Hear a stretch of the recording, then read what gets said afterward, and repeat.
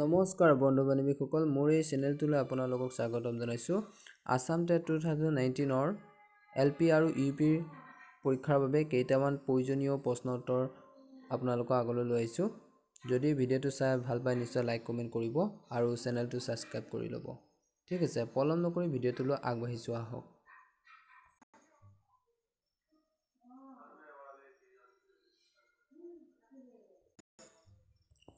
ভিডিঅ'টোৰ প্ৰথম প্ৰশ্ন হৈছে, আৱেগৰ ইংৰাজী প্ৰতিশব্দ কি আৰু আৱেগ শব্দটো ক'ৰ পৰা উৎপত্তি হৈছে বা উৎপন্ন হৈছে। ঠিক আছে, উত্তৰ হ'ল আৱেগৰ ইংৰাজী প্ৰতিশব্দ হ'ল ইম'শ্যন, আৰু এই ইম'শ্যন শব্দটো লেটিন শব্দৰ ইম'ভিয়াৰ পৰা উৎপত্তি হৈছে।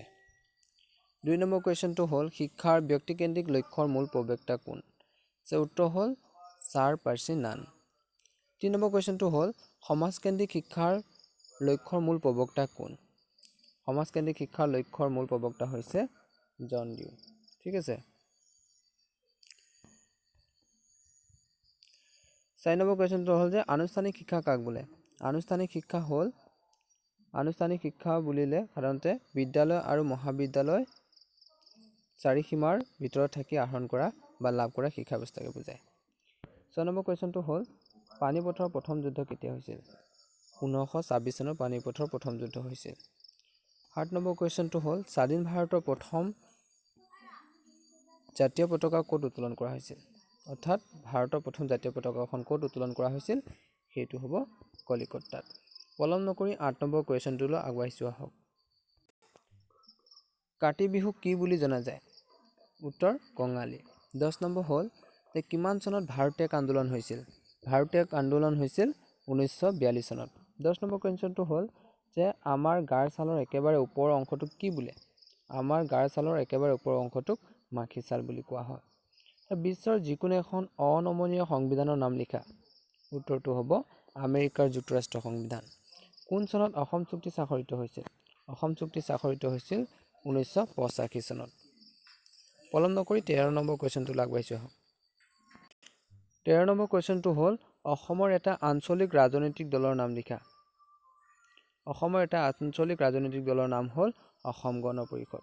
14 নম্বৰ কুৱেশ্যনটো হ'ল বিশ্ব বেংক কিমান চনত স্থাপন কৰা হৈছিল? উত্তৰটো হ'ব 1945 চনৰ 1 জানুৱাৰী তাৰিখে বিশ্ব বেংক স্থাপন কৰা হৈছিল। 15 নম্বৰ কুৱেশ্যনটো হ'ল ভাৰতৰ কেন্দ্ৰীয় বেংকটোৰ নাম কি? ভাৰতৰ কেন্দ্ৰীয় বেংকটোৰ নাম হৈছে ভাৰতীয় ৰিজাৰ্ভ বেংক। আৰু আছে কুৱেশ্যন, যদি ভিডিঅ'টো চাই ভাল পায় নিশ্চয় লাইক কমেণ্ট কৰিব আৰু চেনেলটো ছাবস্ক্ৰাইব কৰি ল'ব। 16 নম্বৰ কুৱেশ্যনটো হ'ল মানৱ অধিকাৰ দিৱস কোন তাৰিখে পালন কৰা হয়? উত্তৰটো হ'ব 10 ডিচেম্বৰ তাৰিখে। 17 নম্বৰ কুৱেশ্যনটো হ'ল অভিৰোচন শব্দটো কোন শব্দৰ পৰা আহিছে?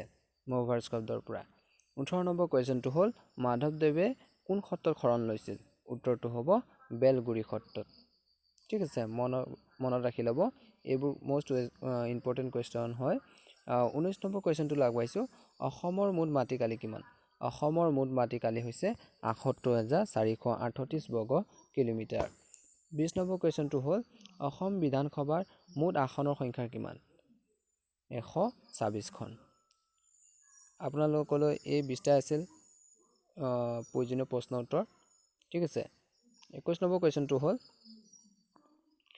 যে দ্বিতীয় বিশ্বযুদ্ধ কেতিয়া হৈছিল?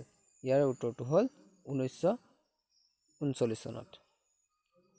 যদি ভিডিঅ'টো চাই ভাল পালে নিশ্চয় লাইক কমেণ্ট কৰিব আৰু চেনেলটো ছাবস্ক্ৰাইব কৰি ল'ব আৰু লগতে বেল আইকনটো দবাই দিব যাতে আগন্তুক নতুন নতুন ভিডিঅ' আপলোড কৰিলে আপোনালোকে আগতীয়াকৈ ন'টিফিকেশ্যনবোৰ পাই থাকে।